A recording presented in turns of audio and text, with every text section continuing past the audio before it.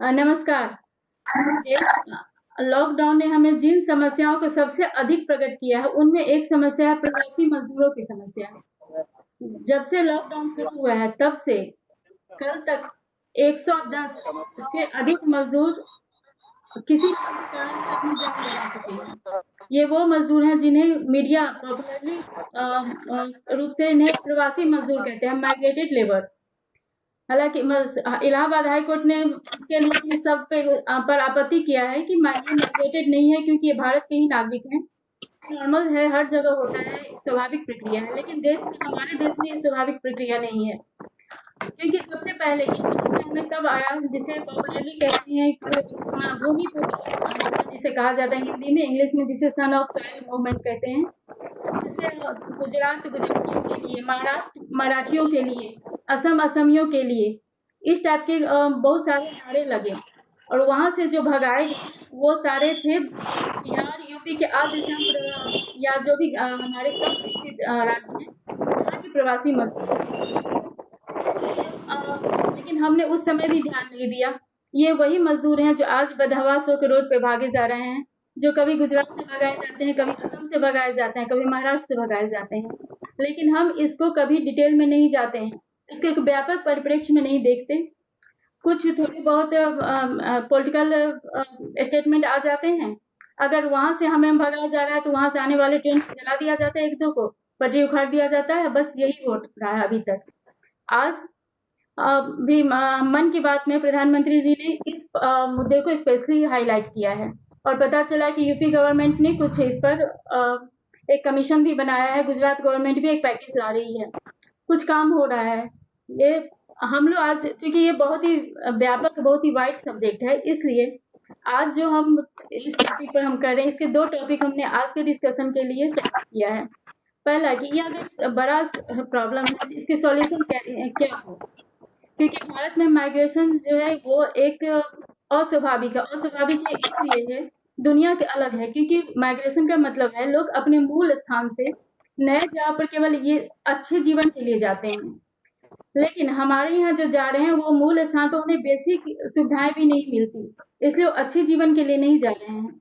Sociology में जिसे pulling factor कहते हैं, या पुशिंग फैक्टर, हमारे यहाँ पुलिंग फैक्टर से ज्यादा पुशिंग फैक्टर है, कि जो लोगों को शहर, गांव से शहर की तरफ, कम विकसित राज्य से अधिक विकसित राज्य की तरफ पुश कर रहा है। ये यहाँ प्रवास जिसके लिए वर्ड होता है माइग्रेशन, पलायन के वर्ड में ही यूज हो रहा है जनरली, और ये असंतुलित भी है। असंतुलित इसलिए है कि शहरों में जहाँ रहने के लिए जगह नहीं है, या वहाँ की बेसिक व्यवस्था जो है रही है, गांव के गांव खाली हो रहे हैं। अभी तक इसके राजनीतिक और आर्थिक एस्पेक्ट पर ज्यादा ध्यान दिया गया है, सामाजिक पर इसके क्या परिणाम होंगे उस पर अभी तक कोई चर्चा नहीं हुई है। आज हम इस कार्यक्रम में दो चीजों पर ध्यान दे रहे हैं। एक डिस्कस करेंगे, एक तो इनके लिए क्या परमानेंट सॉल्यूशन क्या होना चाहिए इस माइग्रेशन का, नहीं असंतुलित और अस्वाभाविक माइग्रेशन का। दूसरा ये है कि इसका सामाजिक प्रभाव क्या है, सामाजिक एस्पेक्ट क्या है। इस विषय पर चर्चा करने के लिए हमारे साथ दो विशेषज्ञ हैं। हमारे पहले वक्ता हैं श्री अमोद कुमार दलेला जी। आप लीडिंग इंडियन कॉरपोरेट हाउसेज में human resource and legal department में सीनियर मैनेजमेंट लेवल के अधिकारी के रूप में 35 वर्षों तक सेवा देने के बाद 2 साल पहले रिटायर हुए हैं। वर्तमान में एडवोकेट, आर्बिट्रेटर और मीडिएटर के रूप में कार्य कर रहे हैं। शैक्षणिक योग्यता के प्रमाण पत्रों की लंबी लिस्ट तो है ही, आपको आप्रवासी और मजदूरों की समस्याओं पर कार्य करने का एक लंबा अनुभव भी है। हमारे दूसरे विशेषज्ञ वक्ता हैं डॉक्टर कैलाश कुमार मिश्रा। डॉक्टर कैलाश कुमार मिश्रा जी मानव शास्त्र, मानवाधिकार, कला, इतिहास, लोक कला, लोक विद्या और साहित्य से जुड़े विद्वान वक्ता हैं। मैथिली, अंग्रेजी और हिंदी में समान अधिकार से लेखन और वाचन करते हैं। ये अनेक संस्थाओं से जुड़े हुए हैं। आज के कार्यक्रम में मैं अपने दोनों वक्ताओं श्री कैलाश मिश्रा जी और श्री अमोद दलेला जी, आप दोनों का बहुत अभिवादन और स्वागत करती हूँ। साथ ही मैं स्वागत उन सभी लोगों का कर रही हूँ जो कि नेट के माध्यम से हमसे जुड़े हैं या हमें देख रहे हैं। अब अपने सेशन का आरंभ करते हुए हम अपने विशेषज्ञ वक्ता श्री अमोद दलेला जी के पास चलते हैं।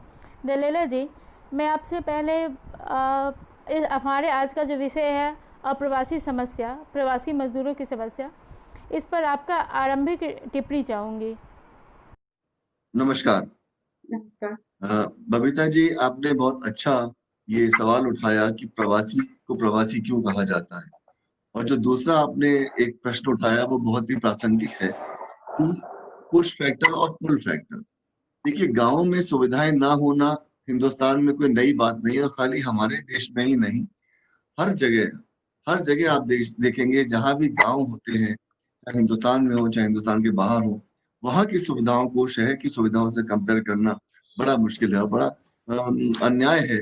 अगर हम गांव को बोले कि वहां पे सारी सुविधाएं उसी तरह की मौजूद होंगी, तो पुल फैक्टर तो शहरों के लिए है ही। और शहरों ने एक लोगों को काम देकर, रोजगार देकर, इंडस्ट्री लगाकर ये एक सुविधाएं प्रदान की है लोगों को, ताकि उनको एक मौका तो मिले कि अपने गांव से निकल के आने का। तो इसमें कोई भेदभाव नहीं करना चाहिए कि गांव थोड़ी हीन भावना रखे या शहर थोड़ा अपने आप को जरूरत से ज्यादा प्रोग्रेसिव समझे, वो बात ठीक नहीं। लेकिन जहां पर सुविधाएं हैं वहां पर लोगों का आना तो स्वाभाविक है। आज ये टॉपिक इसलिए प्रासंगिक हो गया कि लॉकडाउन के पीरियड में हमने जो इतना ज्यादा एक्सोडस देखा कि शहरों से निकल निकल के लोग जा रहे हैं, तब हमें गौर किया हम लोगों ने कि ये वास्तव में प्रवासी मजदूरों की समस्या है, और वो समस्या कितनी बड़ी है। आज तक हम में से किसी ने महसूस करने की कोशिश नहीं की थी कि ये मजदूर अपना घर छोड़ करके आते हैं, सालों साल पीढ़ियों से पीढ़ी चले आते हैं और बाहर के शहरों में जाकर बस जाते हैं, फिर भी वो प्रवासी ही कहलाते हैं। कितने जनरेशन तक आने के बाद एक आदमी को प्रवासी कहा जाएगा, और कितनी जनरेशन तक उसका उस गांव के साथ नाता उस हद तक रहेगा कि उसको भाग के जाना पड़े। अगर शहरों ने उनको रोजगार दिया, और रोजगार देने के साथ साथ उनको ये मौका दिया कि वो वहां से अपनी कमाई करें और अपने गाँव में पैसा भेजें, क्या अपने गाँव में पैसा नहीं भेजते? सब भेजते हैं। तो उनका उन शहरों से कोई नाता आज तक क्यों नहीं जुड़ पाया? ये भी प्रश्न एक गौर करने वाला है। करीब 36.5 साल मैंने इंडस्ट्री के लेबर के साथ काम किया है और काफी करीब से उनको देखा है। मैं आपको बताऊं, अगर प्रवासी मजदूरों की बात करें या प्रवासी भारतीयों की बात करें, मैं मजदूर कहना ठीक नहीं हो कि उनके साथ अन्याय होगा अगर हम उनको मजदूर बोले, लेकिन वो 3 कैटेगरी में बांटे जा सकते हैं। एक तो वो लोग जो नौकरी करते हैं, नौकरी पेशा है, और जो दूसरे जो नौकरी पेशा नहीं है। जो नौकरी पेशा है उनमें भी 2 कैटेगरी हो जाती है। एक तो वो जो संगठित क्षेत्र में काम करते हैं, किसी कंपनी में काम करें, किसी मिल में काम करें, या किसी और जगह पर काम करें जहां उनको पगार देते हो और उनको परमानेंट नौकरी मिलती हो।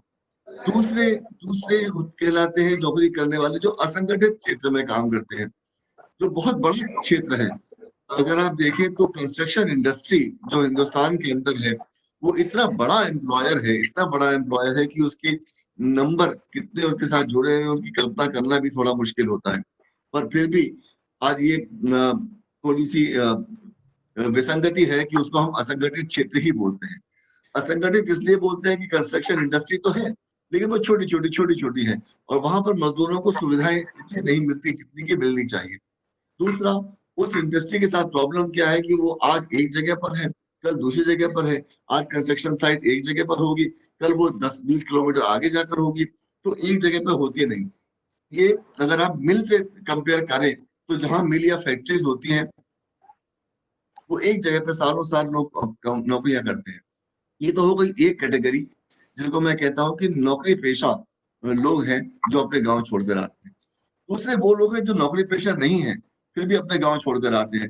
रिक्शे वाले, रेहड़ी वाले, पटरी वाले, छोटे दुकानदार, जिनको गांव में उस तरह के अपॉर्चुनिटीज नहीं मिलती, वो भी शहरों की तरफ आते हैं, वो भी बरसों बरस आते हैं। बहुत से लोग ऐसे हैं जिन्होंने आज उन शहरों में अपने मकान भी बना लिए हैं, उनके बच्चे अच्छे स्कूलों में पढ़ते हैं, फिर भी वो प्रवासी कहलाते हैं। ये एक विसंगति है, मेरी नजर में तो विसंगति ही है।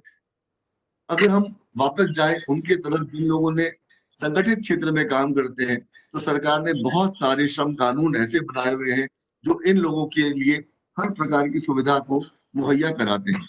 आज देखिए, जितने भी लोग संगठित क्षेत्र में काम करते हैं सबको भविष्य निधि की सुविधा मिलती है, सबको ईएसआई की सुविधा मिलती है, सबके पास अच्छी खासी तनख्वाहें होती हैं।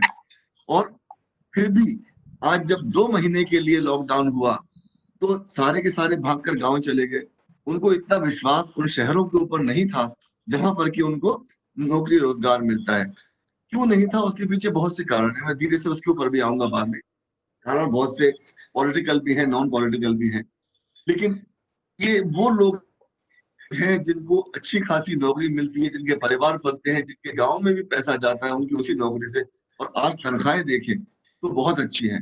उन लोगों को जो इस तरह की नौकरियों में काम करते हैं उनका जीवन स्तर कितना सुधार हो गया है, चाहे वो छोटे घर में रहते हो, चाहे वो छोटे फ्लैट में रहते हो, चाहे वो चलिए झुग्गी में भी रहते हो, हर घर में आज कलर टेलीविजन है। ब्लैक एंड व्हाइट टेलीविजन देखे हुए जमाना गुजर गया, हमें तो कहीं नजर नहीं आता। और हर घर के ऊपर टेलीविजन ही नहीं, डिश लगी होती है, हर घर में फ्रिज मिलता है, हर दूसरे तीसरे घर में फ्रिज मिलता है, तो जीवन स्तर में सुधार तो आया है। लेकिन फिर भी ये एक्सोडस क्यों हुआ, लोग क्यों गए और हमें किस तरह से गए, वो ज्यादा प्रासंगिक है बजाय इसके कि वो क्यों गए। जहां पर उनको परेशानी हुई इसलिए हुई कि हम सुविधाएं मुहैया नहीं करा पाए, लोगों को भागना पड़ा, छोटे छोटे बच्चों को लेकर, स्त्रियों को लेकर, सामान को उठाकर, और उनके पास जाने के साधन थे ना कुछ थे। सवाल ये नहीं है, ये पहली बार हुआ है और शायद आखिरी बार हुआ होगा। मैं ये नहीं मानता कि बार बार इस शताब्दी में पहली बार ऐसी ऐसी एपिडेमिक और पैंडेमिक आई जिसकी वजह से एक्सोडस हुआ। मैं नहीं मानता कि दोबारा हम में से जितने लोग आज के मित्र हमारी जिंदगी में दोबारा कभी आएंगे, भगवान न करे कभी आए। तो ये एक्सोडस इतना इम्पोर्टेंट नहीं, इम्पोर्टेंट ये है कि इनको परेशानी हुई, उसको देखने के लिए सरकार के पास उस तरह की सुविधाएं नहीं थी, और सुविधाएं क्यों नहीं थी उसका भी कारण है। वो कारण ये है कि वो तैयार नहीं थे, सरकार हमें से कोई भी तैयार नहीं था, किसी को नहीं पता था कि रातों रात इस तरह की मुसीबत आएगी और जान पे आफत आ जाएगी। ना हम उनको ट्रेन मुहैया करा पाए, ना हम उनको। आपको रोकना चाहूंगी कि ये इसलिए क्योंकि ये इस बार मुसीबत आई है, ये मुसीबत हमने पहले भी देखा, बस ये इस बार पैदल गए हैं, पहले वो गाड़ियों से जाते थे, ट्रेन से जाते थे, ये है। लेकिन अभी सर हम आगे बढ़ने से पहले हमारे दूसरे वक्ता हैं के मिश्रा जी, एक बार मैं उनकी भी टिप्पणी लेना चाहूंगी, उसके बाद सर के सर आप इस पर क्या। मुझे लग रहा था कि उनको आप थोड़ा सा कंटिन्यू करने दीजिए, because he was in the point of conclusion, so let him conclude sir. मैं यही कह रहा था कि इस शताब्दी में जो ये समस्या आई और हमको नजर आया इसका विकराल रूप, वो रूप विकराल इसलिए हो गया कि हम में से कोई तैयार नहीं था, और आज उन सबको मुश्किल नजर आई। देखिए, इन मजदूरों के अलावा सोचिए सैकड़ों बच्चे जिनका भी सबसे पहले शुरुआत हुई भागने की, वो जो कोटा में पढ़ते थे, लेकिन वो चूंकि उच्च वर्ग के थे, उनके पास पैसे थे, बसें उनके पास भी नहीं थी, उन्होंने हिम्मत नहीं करी पैदल चल के निकल के आने की। मजदूरों ने क्यों करी, ये भी एक प्रसंग है जिसके ऊपर जरूर कोई ना कोई वार्ता होनी चाहिए कि वो लोग जो अपने घरों से दूर थे, उनके पास भी उतने पैसे नहीं हो सकते थे, लेकिन हाँ थोड़े से अच्छी स्थिति में थे, वो क्यों नहीं निकल के भागे, वो क्यों पैदल नहीं गए, मजदूर क्यों पैदल गए, इसके ऊपर फिर चर्चा करेंगे। मैं अब माइक दूंगा गीता जी को आगे चर्चा जारी रखने के लिए। बोलो बबीता जी। जैसे इस बारे में आपकी क्या टिप्पणी है, जो आप मजदूरों की जो वर्तमान है और जो प्रॉब्लम है, जिसको प्रवासी प्रॉब्लम कहते हैं, प्रवासी समस्या कहते हैं, इसके बारे में आपकी आरंभिक टिप्पणी जानना चाहूंगी। कितनी गंभीर है ये समस्या और इसके लिए जिम्मेदार, इसके लिए क्या किया जा सकता है, अभी तक क्या किया गया है? देखिए, समस्या तो बहुत बड़ी है और ये बात सही है कि ये समस्या तो वैश्विक रूप से पहले बार आई, और जो पैन इंडियन कंसेप्ट में अगर आप देखेंगे तो पहली बार आई। लेकिन अगर आप अलग अलग क्षेत्रों में देखें, कहीं आसाम तो कभी पंजाब तो कहीं महाराष्ट्र, इस तरह से तो ये समस्याएं आते रहती। और इस बार तो आपने देखा होगा महाराष्ट्र में जो लोग आ रहे हैं उनका बाकायदा रजिस्टर बनाया जा रहा है कि वो फिर से वापस ना आए। तो ये लग रहा है कि भारत देशों का देश है, जिसमें देखिए जो आपके मजदूर जो आपके फैक्ट्री के लिए, आपके शुगर केन इंडस्ट्री के लिए, आपके कल कारखाने के लिए काम कर रहे हैं, आपको आज इतना सामर्थ्य नहीं है तो उनको आप घर वापस ना जाने दें, उनको रोक ले, उनको आप भगा रहे हो, as if they are the foreigners, they are the looters, they are the invaders. आप इस तरह का व्यवहार कर रहे हैं, यह तो डेमोक्रेटिक हो नहीं सकता। ये समस्या आप समझ। दूसरी बात है, जब हम प्रवासी मजदूरों या प्रवासी लोगों की बात करते हैं तो नंबर 1 में आता है उत्तर प्रदेश, और उत्तर प्रदेश का भी जो ईस्टर्न जोन है वो नंबर 1 में आता है। नंबर 2 में बिहार आता है, उसके बाद मध्य प्रदेश आता है, फॉलोड बाय राजस्थान, और सारे लोग आते हैं। अब ये जो पूरे जो वेस्टर्न इंडिया है, गुजरात से लेकर महाराष्ट्र तक, गोवा तक और उधर हैदराबाद तक, इसका जो मजदूर है, इसका जो ह्यूमन रिसोर्स का पुल है, उसका लगभग वो 79% को पूरा करते हैं। ये तो उनकी डिमांड है। अब सबसे इन्होंने सर ने बड़ी अच्छी तरह से बता दी कि क्या हुआ। आपने भी पुश फैक्टर और पुल फैक्टर की बात कर दी। ये कोरोना ने तो पूरे सोशियोलॉजी के सिद्धांत को खत्म कर दिया। सारे सोशियोलॉजिस्ट, सारे एंथ्रोपोलॉजिस्ट साइलेंट हैं, they are speechless, helpless, they are wordless. उनके पास ताकत नहीं है कि इस समस्या के बारे में मुंह खोल पाए। इस समस्या ने सोशियोलॉजी जैसे डिसिप्लिन को, क्या मैं बताऊं, मौन कर दिया है। सबसे ज्यादा उन्हीं को इन्फेक्ट किया है कोरोना ने। ये इसलिए हुआ कि हमारे यहाँ, अगर बिहार का उदाहरण देखें तो बहुत सारे गन्ना के फैक्ट्री थे, वहां बहुत सारे इंडस्ट्री थे। धीरे धीरे वहां इंडस्ट्री को खत्म किया गया, और उसके बाद छोटे छोटे इंडस्ट्री को वहां नहीं लाया गया। बिहार में खादी का एक बहुत बड़ा इंडस्ट्री था, वहां पर मधुबनी पेंटिंग का इंडस्ट्री था, वहां पर जूट का इंडस्ट्री था। ये सारे इंडस्ट्री आपने एक एक करके खत्म कर दिए। आपने किसी भी चीज को सीरियसली लिया नहीं। सरकार का जो स्लोगन था उसको हमने बेकार समझा। 2 या 3 बच्चे होते हैं घर में अच्छे, और जो आदमी वो पोस्टर लगाता था उसके 7 बच्चे होते थे। तो हमने इनके पॉपुलेशन को नहीं बढ़ाया। फिर हमने समाज को बांटा किसके नाम पे? जाति के नाम पे, आरक्षण के नाम पे। अगर आरक्षण से किसी राज्य का विकास हो गया होता तो बिहार आज देश का सबसे विकसित प्रदेश होता। लेकिन अनफॉर्चुनेटली बिहार में जो लगभग 39 लाख लोग वापस आ रहे हैं, according to a rough calculation by Sanjay Jha जो वहां के मिनिस्टर हैं, उसमें से 90% जो है वो ओबीसी है, आरक्षण प्राप्त लोग हैं जो आ रहे हैं। तो ये समस्या ये है कि हमने उनके लिए व्यवस्था नहीं की। हमारे यहाँ के लोग लाचारी गए हैं, उनके पास जॉब नहीं था, उनके पास साधन नहीं था, उनके पास लैंड में यूज नहीं था, लेकिन उसके पास कुछ इंटरनल स्किल थे जिसको लेके वहां पर उनको गया। और ये देखिए, इसकी शुरुआत अंग्रेजों के समय हुई। अंग्रेजों ने जब इंडेंचर्ड लेबर की शुरुआत की चाय के बागान में और कहां उन्होंने भारतीयों को भेजना शुरू किया, तो ये लोग गए, तो वो कंपल्सन था। उसी का परिणाम आज आप श्रीलंका में देख रहे हैं, उसी का परिणाम आप आसाम में भी देख रहे हैं कि वो आप आपस में लड़ते रहते हैं। वही स्थिति आज पूरे भारत में होने वाला है। आज स्थिति ये है कि भारत को एक एकत्रित देश समझना पड़ेगा।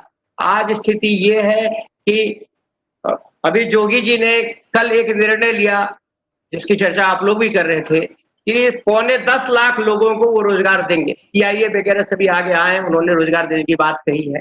बिहार में भी इस तरह की बात चल रही है, लेकिन हमें देखना पड़ेगा। देखिए, इनको इनबाउंड लेबर्स कह सकते हैं या इनबाउंड स्पेशलिस्ट कह सकते हैं, क्योंकि जब ये आए थे तब ये इनके पास कोई स्किल नहीं था। अब या तो ये फुल स्किल्ड है या सेमी स्किल्ड है, they have learn the skills. इसको अगर चाहे वो स्टेट तो बहुत बड़ा एसेट मान सकती है, और छोटे छोटे चीजों में इनको एंगेज किया जा सकता है। इनके लिए लघु उद्योगों का क्लस्टर बनाया जा सकता है। In those clusters they can sensibly engage. और सेंट्रल गवर्नमेंट को कहा जा सकता है कि इनको जहां पर है, हर बिहार में 38 राज्य जिले हैं, और हर एक जिले में 5-6 करके सब डिवीजन है। हर एक सब डिवीजन पे अगर आपने एक क्लस्टर बना दिया, इंटीग्रेटेड क्लस्टर बना दिया, और मल्टी स्टोरेज क्लस्टर बना दिया, फ्लैटेड क्लस्टर बना दिया, और उसमें कम से कम आपने 5000 आदमी को करना शुरू कर दिया, तो आप समझ सकते हैं कितना डायरेक्ट कितना इनडायरेक्ट आप जॉब अपॉर्चुनिटीज कर सकते हैं। इसी तरह से यूपी में हो रहा है। तो कौन बोल? मेरा एक सवाल है कि आपने जो, जी बोल, हाँ, आपने आपने जो एक बेरोजगारी की जो बात कही, मैं इसमें एक बात जोड़ना चाहूंगी कि जो महिलाओं की जो स्थिति है, या ये जो देखा जा रहा है कि जो महिलाएं पीएचडी की हैं, एमए की हैं, जो इतनी पढ़ी लिखी हैं महिलाएं, और उनको आज जो हाउसवाइफ बना दिया गया है, अगर सरकार चाहती तो उन लोगों को भी रोजगार दे करके देश के विकास में ये अपना योगदान ले सकती थी, लेकिन हमारा समाज वो भी नहीं कर सका, क्योंकि हमारे समाज में पुरुष लोग के कुछ ऐसे भी वर्ग भी हैं जो पढ़ी लिखी हाउसवाइफ तो चाहिए उनको, लेकिन उनका कहीं पर हुनर दिखाने का उनको समाज के लिए नहीं चाहिए था। ऐसा क्यों हुआ? अगर वो आज पढ़ी लिखी सभी, आज जाके आप कॉलेज की जाके डिग्रियां देख लीजिए कि महिलाओं की कितनी है, लेकिन वो ऑफिस में नहीं दिख रही है, समाज में नहीं दिख रही है, संगठन में नहीं दिख रही है। क्यों? आज देश तरक्की खोजता है। जब महिला को आप ले नहीं रहे हैं, पढ़े लिखे को घर बिठाए हैं, तो आप तरक्की कैसे देख पाएंगे? एक बेरोजगारी की तो समस्या यहाँ भी आती है, उसको ऊपर लाना होगा। इसमें आपका क्या मंतव्य है? रंजना जी, आप मुझे समुद्र में ले जा रहे हैं, क्योंकि जो आपने जो प्रश्न खड़ा किया है, वो प्रश्न सारा जो डाइवर्सन है वो महिलाओं की तरफ लेके चला जाएगा। तो नहीं, मैं भी आएंगी, मैं नहीं उस पर मैं बबीता जी को कहूंगा कि एक बार और मीटिंग कर ले, तो उस पे हम लोग अलग से बात कर लें। मैं संक्षेप में आपको ये कहना चाहता हूं कि मैं आपसे सहमति रखता हूं, और मैं संक्षेप में ये कहना चाह रहा हूं, मैं आपको ये कहना चाह रहा हूं कि महिलाओं को आगे आना चाहिए। संक्षेप में ये कहना चाह रहा हूं कि घर का अधिकार औरतों के पास होना चाहिए। मैं संक्षेप में यह भी कहना चाहता हूं कि जो बैंक का जो वो जो है पासबुक है, वो महिलाओं के पास होना चाहिए, क्योंकि पुरुष तो पैसा लेके दारू के लिए लाइन में लगता है, और वही पुरुष कहता है कि जाके हमको क्या कहते हैं राशन दो, वही पुरुष कहता है कि हमको खाना नहीं मिल रहा है। तो महिलाएं तो कम से कम ये सब चीज नहीं करेंगी। ये देखिए, महिलाओं की जो समस्या है वह एक बहुत जायज समस्या है, क्योंकि जो बड़े देखिए महिलाओं का जो शोषण है, मानसिक शोषण, जितने उच्च स्तर पर जाएंगे उस तरह से महिलाओं का उच्च शोषण होता है। मैं आपको बता दूं, ये जो एमए करने वाली महिलाएं हैं, मैं कह रही हूँ, आज जो हम लोग चीन को कहते हैं कि चीन तरक्की कर गया और हमारा देश तरक्की नहीं किया, लेकिन आप चीन की संस्कृति को देखिए कि वो अपने देश में महिलाओं को किस तरह से शिक्षा देकर उस अनुपात में जो है रोजगार दे रहा है। तो और एक तरफ हम लोग केवल ड्राइंग रूम में बैठ के बातें करते हैं, दूसरी तरफ रोजगार दे नहीं सकते। पीएचडी करके घर में बिठाए हैं, एमए करके घर में बिठाए हैं। आप किस समाज की बात कर रहे हैं? रंजना जी, आपकी बात बिल्कुल सही है, लेकिन मैं समझती हूँ कि अभी हम लोग जिस टॉपिक पे हैं उसका डिस्कशन थोड़ा सा डाइवर्सन हो जाएगा हमारे टॉपिक का, क्योंकि ये महिलाओं की तो प्रॉब्लम है, यहाँ सारी प्रॉब्लम है। बबीता जी, मैं आपको कहता हूँ कि रंजना जी के टॉपिक पर एक दिन आप रख लीजिए बेटी, क्योंकि अगर मैं इस पे बोलने लगूंगा तो फिर सारा मामला वहीं चला जाएगा। नहीं, बढ़िए, आप आगे बढ़िए, चलिए। क्योंकि अभी ये समस्या जेंडर डिस्कोर्स पर नहीं है, अभी ये समस्या ह्यूमन डिस्कोर्स पर है। अभी ये समस्या ह्यूमन का जो एग्जिस्टेंस है वो जो खतरे में है उस पे है। अभी ये समस्या ये है कि हम देश के लोगों को उनको जो गुमराह किया रहा है, उनमें जो गलत भ्रांतियां है विखंडित किया जा रहा है, उसको कैसे रोकें? हमें समस्या है जो एक बहुत बड़ा, ये जो उन्होंने कहा कि बहुत बड़ी जनसंख्या जो अपने रूट के तरफ वापस जा रहे हैं, और उनकी प्रॉब्लम सोशियो साइकोमेटिक सिचुएशंस देखिए सोशियोलॉजी का, कि उनको जिसको उन्होंने बनाया है उस घर में they are not allowed to go, उनको एक स्कूल में डाल दिया जाता है, जरूरी है, लेकिन उन्होंने उस घर का बड़ा प्यार से निर्माण किया है, वहां पर सुविधा नहीं है, कहीं सांप काट रहा है, कहीं पर ढंग का खाना नहीं मिल रहा है, कहीं पर कपड़ा नहीं मिल रहा है, प्रचंड गर्मी है, खपरे का घर है, वहां पे पंखा नहीं है, टॉयलेट एक है, सोशल डिस्टेंसिंग कहीं नहीं रहता है। ये सब बहुत बड़ी समस्याएं हैं, लेकिन कोरोना जो है उन लोगों को बहुत कुछ बिगाड़ने वाला नहीं है, क्योंकि कोरोना सुविधा भोगी लोगों के लिए है, जो 5 स्टार में रहते हैं उनके लिए है, जो 24 घंटा एसी में रहते हैं उसके लिए है। सामान्य जनता को तो कोरोना कैसे आया और कैसे चला गया पता ही नहीं चलता। कुछ लोगों का है। अभी भी हमने क्या किया है, अभी तक पूरे भारत में मात्र 36 लाख लोगों का टेस्ट हुआ है। बताइए, जिस देश की जनसंख्या 135 करोड़ है, 36 लाख लोगों को आपने टेस्ट किया है, तो आपने 0.202 है ना, इतने लोगों का केवल टेस्ट किया है ना। तो और वो अब आज आपको कल का न्यूज देखा होगा कि 8,000 नए केस आए हैं और 11,272 लोग ठीक हो गए हैं। ये कोरोना इतनी बड़ी समस्या नहीं है जितनी बड़ी समस्या ये मजदूरों की समस्या है, सोशल जो डिस्ट्रैक्शन है, जो इंडिया की जो स्टेबिलिटी है, दिस इज बीइंग ब्रोकन। इसको हमें रोकने की जरूरत है और उसके जड़ में जाने की जरूरत है। ऐसा क्यों हो रहा है, उसमें जाएं। तो उसमें जाने का यही लग रहा है कि हमने समाज को जितने, आप देखिए कि एक मजदूर जा रहा है, वो झुग्गी में रह रहा है, छोटे से घर में रह रहा है, एक घर में रह रहा है, पूरे खाने की सुविधा नहीं है, उसको 6 बच्चे 7 बच्चे हैं, एक बच्चा पेट में है, एक बच्चा गोदी में लेके चल रही है, एक बच्चा बाप के सर पे है। इस तरह का पॉपुलेशन का एक्सप्लोजन है, क्योंकि उनके पास एजुकेशन नहीं है, क्योंकि उनके पास उनको ये बताया नहीं गया है कि एजुकेशन तुम्हारे लिए क्यों जरूरत है। उनको ये आज इतनी सुविधा आप कर रहे हैं। भारत में अगर सारे लोगों को हर एक 4 महीने पर आप मेडिकल एग्जामिनेशन फ्री कर दीजिए, तो आप समझ लीजिए कि आपके यहाँ कैंसर फैंसर सब खत्म हो जाएगा, 90% केस खत्म हो जाएंगे। 10.5 लाख लोग तो साल में आपके कैंसर से मर रहे हैं, समझ गए कि नहीं। भारत में समस्या को हम लोग टैकल करना नहीं जानते, हम लोग सुविधा रोकते हैं। तो सबसे बड़ी बात है कि हमें रूट में जाना पड़ेगा। रूट यही है कि हम पॉलिटिक्स में, हम कास्ट पॉलिटिक्स में, हम कम्युनिटी पॉलिटिक्स में हम जुड़े हुए हैं, हम लोगों को समझा नहीं पाते हैं। अभी वहां बिहार और उत्तर प्रदेश में लोग गए हैं, उनको मालूम है कुछ दिन में इलेक्शन आने वाला है और वहां पार्टी पॉलिटिक्स की बात करते हैं। एक पार्टी जो वहां रैली निकालने की बात कर रही है। तो ये समस्या, ये एक्स्ट्रा ऑर्डिनरी सिचुएशंस है जिसमें हर एक व्यक्ति को पार्टी लाइन, सारा लाइन छोड़ के आपको नेशनल लाइन पे आपको असाधारण बीमारी के लिए असाधारण तरीके से जूझना पड़ेगा, तभी देश का समाधान होगा। ये मैंने आपको जो श्रीमान ने कहा है उन्हीं को मैंने सपोर्ट करते हुए ये थोड़ा सा उदाहरण बात की कि बीमारी, कोरोना की बीमारी है, ठीक है, लेकिन हर बीमारी, जो भी कम्युनिटी बीमारी होता है स्पेशली, उससे हमेशा जो लोअर क्लास होते हैं या लोअर मिडिल क्लास होते हैं वही अफेक्टेड होता है। ये दुनिया के इतिहास है, कोई हमारे नहीं है। यूरोप में हुआ तो लेबर क्लास वहाँ खत्म हो गई, या जो उस समय किसान थे वो खत्म हो गए। ये तो दुनिया का इतिहास है। इसीलिए ये अभी मैं मानती हूँ कि कोरोना की प्रॉब्लम सब पे है, लेकिन पैदल वो जा रहे हैं उन पे सबसे ज्यादा, क्योंकि उनको उसको टैकल करने का, उसकी सामना करने के लिए वो कैपेबल नहीं है। इसीलिए हमने ये टॉपिक आज डिस्कस कर रहे हैं।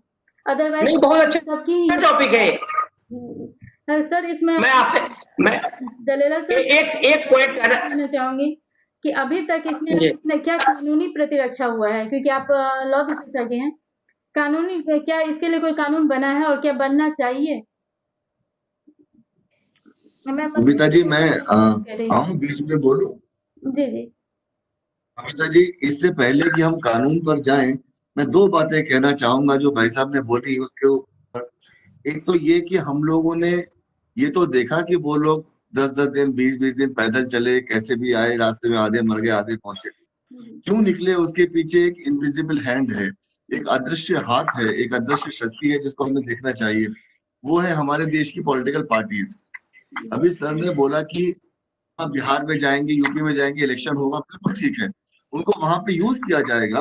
और यहाँ से निकालने वाले भी एक पॉलिटिकल पार्टीज थी जिन्होंने सेंट्रल गवर्नमेंट को या पार्टी पावर को बदनाम करने के लिए इन लोगों को सड़क पे निकाल दिया। तो ये बेचारे भोले भाले लोग इस चक्कर में कि यहाँ पे रहे तो मर जाएंगे, चलो घर पहुंच के मरते हैं अगर मरना ही है तो। ये पहला रीजन था कि ये लोग सड़कों पे क्यों निकल आए और क्यों इस बड़े नंबर से निकल आए। थोड़ा सा इसमें ऐड करना चाहूंगी कि आपकी बात से मैं सहमत हूँ, क्योंकि खाली रोड पर लोग एक्सीडेंट पे मर रहे हैं, पटरी पर लोग मर रहे हैं, वैसे भी अस्वाभाविक है, ऐसे नेचुरल नहीं है लग रहा है। और जो हमारे कॉन्टेक्ट में हमने उन्हें समझाया, उन्होंने जाना कैंसिल कर दिया। लेकिन यहाँ प्रॉब्लम एक ये भी है कि वो अनऑर्गेनाइज है या ऑर्गेनाइज भी है, तो कुछ लेबर यूनियन है वो उनको कर रहे हैं। उनके पास कोई ऐसा सोर्स नहीं है, रिलायबल नहीं है कोई ऐसा सोर्स जो उनको समझा सके, बता सके उनको क्या करना चाहिए। वो एक बदहवा से भागे जा रहे हैं पूरे रोड पे। ये समझाने वाला नहीं था, नहीं मिल रहा है। लेकिन बहकाने वाला था वो भी तो देखिए ना, जी समझाने वाला नहीं था वो तो मैंने मान लिया, बहकाने वाले पॉलिटिशियन तो थे ना कि हाँ भागो भागो यहाँ से, भागो यहाँ पे कुछ नहीं। इसी बात जो सर ने बोली कि लौट के नहीं आएंगे, मैं आपको बताऊं, जितना जितना ये लेबर डिपेंड करती है ना नौकरी के लिए इन मालिकों पे, उतना ही ये मालिक डिपेंड करते हैं नौकरियों पे। आज अगर सब लॉकडाउन खुल जाएगा तो फैक्ट्रियों में चलाने के लिए लेबर नहीं मिलेगी, जी कहाँ से आएगी वो लेबर? तो उनको वापस तो बुलाना ही पड़ेगा, तब ये बसों में भर भर के वापस बुलाए जाएंगे। आप देखिएगा ये होगा। और आप मेरी बात को और मार्क कर लीजिए, उन वर्कर्स के बिना ये फैक्ट्रियां नहीं चलेंगी, ये कारखाने नहीं चलेंगे, कंस्ट्रक्शन इंडस्ट्री नहीं चलेगी, उनको वापस बुलाया जाएगा। इसका एक जो मिला है हमारी कुछ सिस्टम गवर्नमेंट गुजरात यूपी में की, ऐसा बिहार की होता है। बोल रही है, गुजरात हाँ, में हमारी जो कोई यूनियन गवर्नमेंट ने बोल रही है कि बताया वहां पर उद्योग लगा देंगे, वो रातों रात उद्योग लगाना आसान नहीं है। जी जो लोग 2 महीने अपने इन शहरों में नहीं बिता पाए बिना रोजगार के, वो गांव में 2 साल कैसे बिताएंगे? इसके ऊपर भी चर्चा होनी चाहिए। रीजन निकलने का यही था कि उनको बहका दिया गया, बहक गए, उनको आगे अंधेरा नजर आया कि लॉकडाउन हो गया, अब पता नहीं कब खुलेगा, जी निकल लो, ये हुआ। और फ्री में मेडिकल चेकअप की बात, एक छोटा सा दृष्टांत आपको दूंगा। मुझे सौभाग्य मिला एक एनजीओ के साथ काम करने का, जो नॉन फॉर्मल एजुकेशन में काम करती थी। बबीता जी, आप तो एनजीओ है, आप रोजाना देखती होंगी। नॉन फॉर्मल एजुकेशन में मैं खुद बाकी साथियों के साथ झुग्गी झोपड़ी में जाकर बच्चों को लेके आता था, फ्री में पढ़ाते थे हम। हमने 20-25 बच्चों के ऊपर एक टीचर रखी हुई थी जो उनको पढ़ाती थी और बाद में उनको मेन स्ट्रीमिंग करते थे, स्कूलों में एडमिशन दिलाते थे। अगर आप मेरी बात पे यकीन करें बबीता जी, फ्री में पढ़ने के लिए बच्चों को भेजने के लिए माँ बाप तैयार नहीं होते थे। वो कहते थे वहां जाके 2 घंटे वेस्ट करेंगे, इससे यहाँ पे घर में बैठ के छोटे भाई बहनों को खिला लेगी बड़ी बहन, या कहीं पे जाकर के कमा के 4 पैसे कमा के लाएगी। ये मेंटेलिटी है। कोई भी चीज अगर आप फ्री में देंगे तो मैं तो इत्तेफाक नहीं रखता कि फ्री में दी चीज की वैल्यू होती है। बबीता, मैं इसका जवाब दूं थोड़ा सा सर को?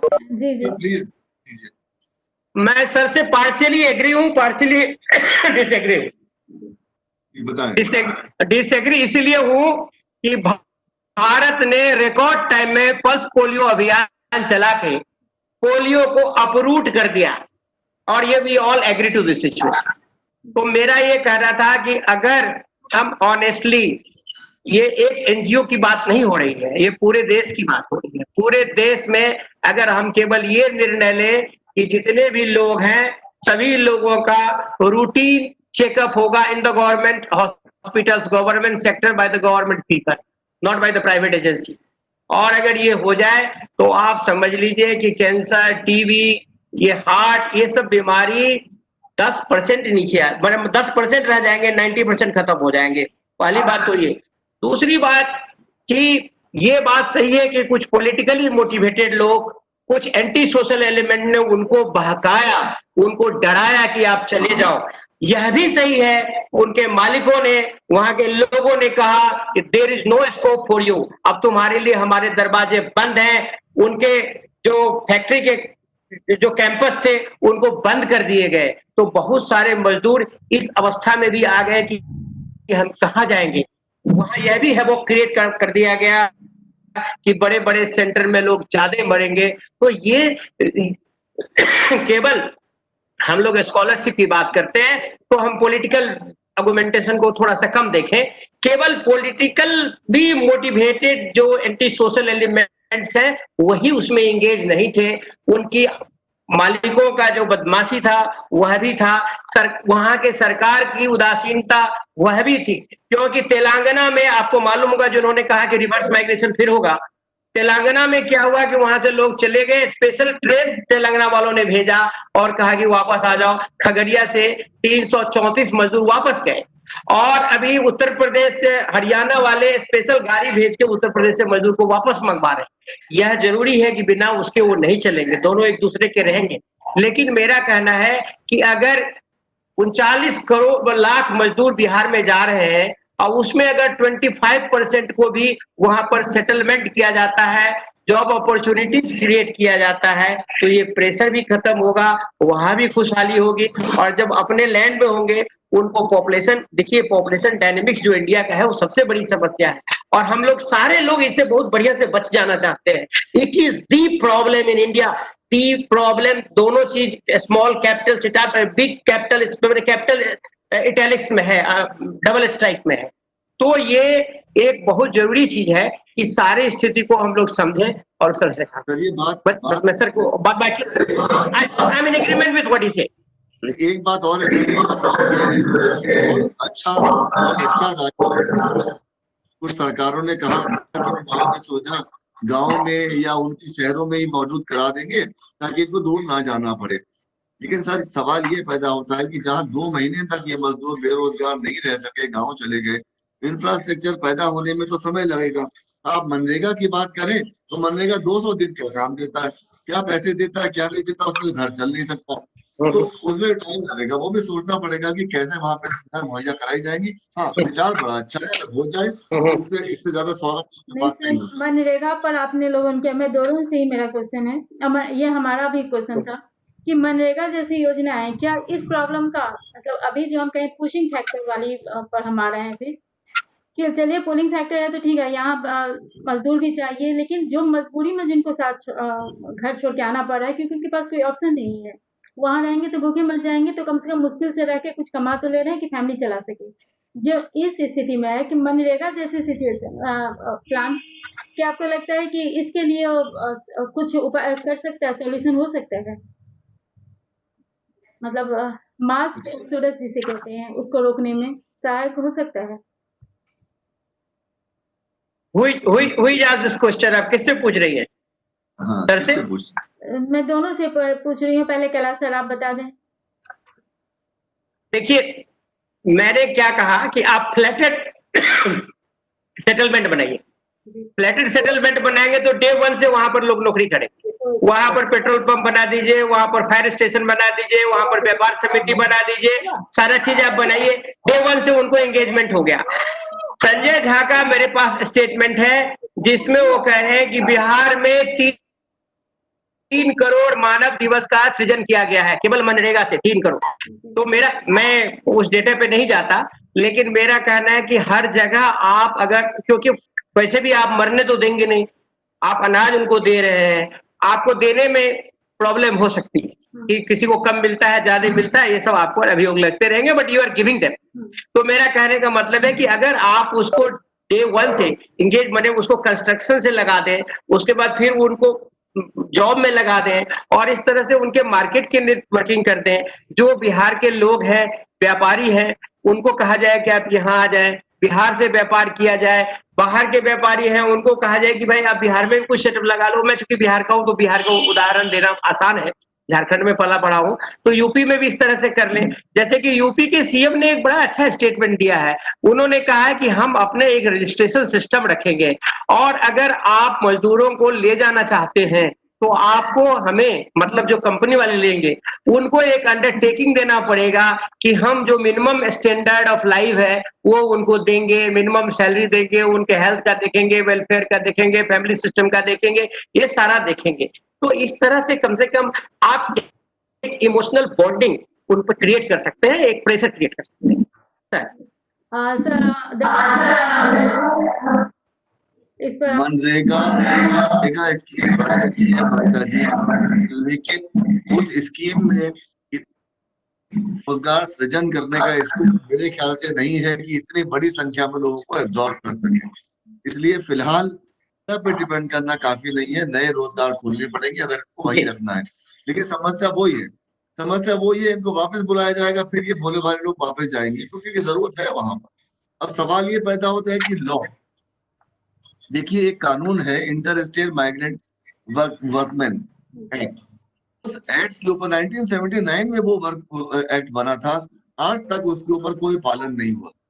वो एक्ट ये कहता है कि जब कोई ठेकेदार किसी को ले जाता है या कोई एक स्टेट से दूसरे स्टेट में जाकर काम करता है, उसका वहां रजिस्ट्रेशन होगा, उसको वहां पर सुविधाएं मिलेंगी, वही बात जो आज हम कर रहे हैं। लेकिन वो एक्ट सबसे पिछड़ा हुआ लेबर एक्ट है, उसके ऊपर कहीं रजिस्ट्रेशन नहीं देखा गया। कंस्ट्रक्शन वर्कर का रजिस्ट्रेशन करने के लिए बहुत सी एजेंसीज हैं, कंस्ट्रक्शन इंडस्ट्री डेवलपमेंट काउंसिल कहती है हम रजिस्टर करेंगे, लेकिन वो ठेकेदार जो शोषण करते हैं वो नहीं करवाते, वो रजिस्ट्रेशन नहीं करते। इसलिए क्या होता है, मजदूर कभी मर जाता है, कभी बच जाता है, कभी कुछ हो जाता है, रजिस्ट्रेशन नहीं होता। सुविधाएं कहाँ से मिलेंगी? सबके आज जितने संगठित रोजगार क्षेत्र हैं सब में आधार जरूरी है। प्रोविडेंट फंड के लिए आधार जरूरी है, लेकिन वो आधार सबके पास होने के बाद भी, बैंक अकाउंट सबके पास होने के बाद भी क्या सुविधाएं मिलेंगी? एक तरह से रजिस्ट्रेशन तो हो गया, लेकिन वो सब चीजें इम्प्लीमेंट करना मुश्किल है। ये गवर्नमेंट ने बड़ा अच्छा किया था आज से 5 साल पहले जब शुरू किया था कि सबके जनधन खाते खोल तो दिए, पर पैसे निकालने जाते हैं, लाइन में लगना मुश्किल हो जाता है, बैंक बंद हो जाता है, व्हाटएवर, ये सब प्रॉब्लम्स हैं। तो मनरेगा के पास जो सवाल आपका था बबीता जी, मनरेगा के पास इतना मेरे विचार से अभी इतना नहीं है कि सबको एब्जॉर्ब कर सके, और ऑल्टरनेटिव सोर्सेज खोजने पड़ेंगे जो खोजे भी जा सकते हैं। लेकिन सवाल ये, वो वर्कर वापस बुलाए जाएंगे। आज हवाई जहाज से तेलंगाना ने बुलाया, मैं कहता हूँ वापस कोई और कुछ भी भेज के बुलाएगा, क्योंकि कंपनियां बंद हो जाएंगी उनके अंदर, इतना डिपेंडेंस है लेबर के ऊपर, बुलाएंगे लोग। सर इसमें जैसे आपने ये कानून की बात की, तो इसमें कानून में भी है, पालन नहीं हो रहा है। तो इसमें जहाँ की 1979 वाला उसमें है कि 5 से ज़्यादा अगर लेबर होंगे इंटर स्टेट माइग्रेट, तो फिर ये एप्लीकेबल होगा। तो इससे बचने के लिए जो कंपनीज हैं या फैक्ट्रीज हैं, उन्होंने क्या किया कि वो कॉन्ट्रैक्ट लेबर लेना शुरू कर दिया, और कॉन्ट्रैक्ट जो देने वाली कंपनियां हैं वो 11 महीने का कॉन्ट्रैक्ट कर रही हैं, तो उन पर एप्लीकेबल हो नहीं रहा। तो बचने के लिए कुछ लूप होल है जिसका यूज हो रहा है। 2000 में बना है कॉन्ट्रैक्ट लेबर एक्ट में, तो करा लो रजिस्ट्रेशन, लेकिन आप तो कराना ही नहीं चाहते ना किसी न किसी, आप तो बचा लेते हो, उनको नफरे शो ही नहीं करते, सैलरी देते हैं, कैश में देते हैं जी, उनका पीएफ नहीं काटते, उनको ईएसआई में रजिस्टर नहीं करते। ये सब क्योंकि वो नहीं करना शोषण होता है ना लेबर का। अब वो लेबर का शोषण खाली, बबीता जी, खाली लेबर का शोषण मालिक ही नहीं करता, खाली ठेकेदार ही नहीं करता, यूनियन वाले भी करते हैं। यूनियन वाले मालिकों से मिल जाते हैं, सीधे पैसा खा लेते हैं, उनको दिखाते नहीं कहीं। Very true. तो एक एजेंसी नहीं है, मल्टीपल एजेंसीज है जो शोषण करती है। सर 2014 में एक स्ट्रीट वेंडर्स एक्ट बना है जिसमें वेंडर्स को लाइसेंस लेना है। इसका भी एक ही था कि हमारे पास एक डेटा तो रहा है कि कितने इंटर स्टेट माइग्रेट लेबर हैं हमारे पास, लेकिन अभी प्रैक्टिकली हम ही देखते हैं, हमारे पास दिल्ली का ये एक्सपीरियंस है कि लोग पुलिस वाले को देके, लोकल एमसीडी वाले को देके, मैं दिल्ली की बात कहूँ तो स्ट्रीट पर वेंडिंग कर रहे हैं, वहाँ पर अपने स्टॉल जो भी है लगा रहे हैं, तो उन्हें तो पता नहीं है, लेकिन जिनको पता है वो इसका फायदा उठाना चाहते हैं, उन्हें बता नहीं रहे। आज ही माना जा रहा है कि जितने लोग के पास लाइसेंस है उससे लगभग 3 गुना ऐसे हैं जो विदाउट लाइसेंस के वेंडिंग कर रहे हैं। तो ये सही कानून तो कुछ है, लेकिन उसमें लूप होल बहुत ज्यादा है जिसका फायदा उनको नहीं मिल रहा है जिनको मिलना चाहिए। सर कैलाश सर, मेरा आपसे है, क्योंकि आपसे स्पेशली मैं इसलिए क्वेश्चन कर रही हूँ कि आपने लोक कला, लोक साहित्य, लोक शिल्प पे स्पेशल आपका रिसर्च वर्क है कि बिहार में या जो भी हम पिछड़ा जिसे वर्क बोलते हैं, कंपैरेटिवली पिछड़े हैं, बिहार है, यूपी, ईस्टर्न यूपी, झारखंड, इन सब जगह में जो लोक शिल्प है, लोक कला है, वो बहुत उन्नत है, और कभी परंपरागत रूप से वहाँ के लोगों का रोजगार का एक जरिया हुआ करता था। क्योंकि हम टोटल अगर मनरेगा, जैसे सर ने भी कहा कि हम टाइप से नहीं कर सकते, मनरेगा में इतनी मतलब ऑब्जर्व करने की कैपेसिटी नहीं है, किसी भी स्टेट स्पॉन्सर्ड जो भी प्रोग्राम है ऐसा नहीं कर सकते। तो एक तो है ऊपर से भी कुछ होना चाहिए, एक ग्राउंड लेवल से भी, अगर ट्रेडिशनल जो हमारे आर्ट हैं या कला हैं, शिल्प हैं, उनका क्या हम यूज कर सकते हैं इन स्टेट को डेवलप करने के लिए। क्योंकि ये बात तो है कि हमें उन्हें लेबर को ध्यान रखना चाहिए, 2 जगह से हमें सोचना होगा, जहाँ ये लेबर जाते हैं और जहाँ ये लेबर जाते हैं उनके लिए तो, लेकिन जहाँ से जाते हैं वहाँ भी अपॉर्चुनिटी क्रिएट करना होगा।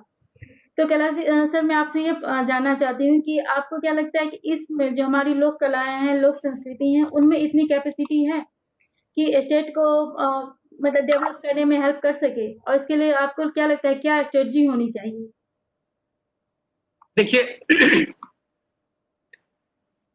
जो लोक कलाएं हैं, हर एक क्षेत्र की अपनी अपनी कलाएं, और मैं 2 उदाहरण देता हूँ, यूपी से, एक बिहार से देता हूँ। बिहार में सबसे ज्यादा चरखा चला और गांधी जी को वहां बहुत सफलता मिली, क्योंकि औरतें धागा वगैरह बनाती थी, और वहां का जो चरखे का जो सूत होता था, उससे जो कपड़े होते थे बहुत महीन और बहुत अच्छे प्रकार के होते थे।